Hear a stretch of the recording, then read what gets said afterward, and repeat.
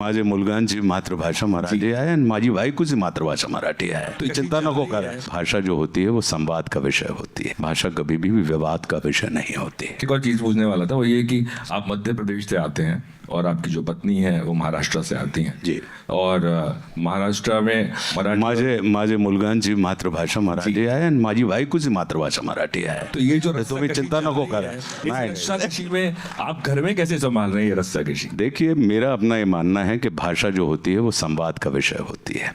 भाषा कभी भी विवाद का विषय नहीं होती। क्या बात है।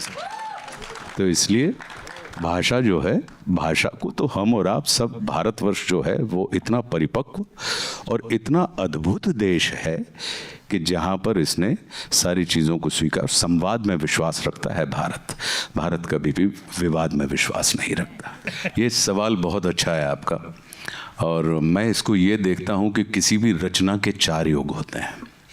हम चूँकि क्रिएटिव फील्ड में हैं और सिनेमा जो है वो रचनात्मकता का एक चरमोत्कर्ष है। तो सतयुग में सिनेमा के हिसाब से सुनिएगा, जब सतयुग चल रहा था रचनात्मकता का, तो देव अलग लोक में रहते थे और दानव अलग लोक में रहते थे।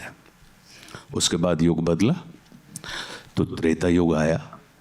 देव और दानव दोनों एक ही लोक में रहने लगे। फिर युग बदला, द्वापर आया तो देव और दानव यानी हीरो और विलन दोनों एक ही परिवार में रहने लगे।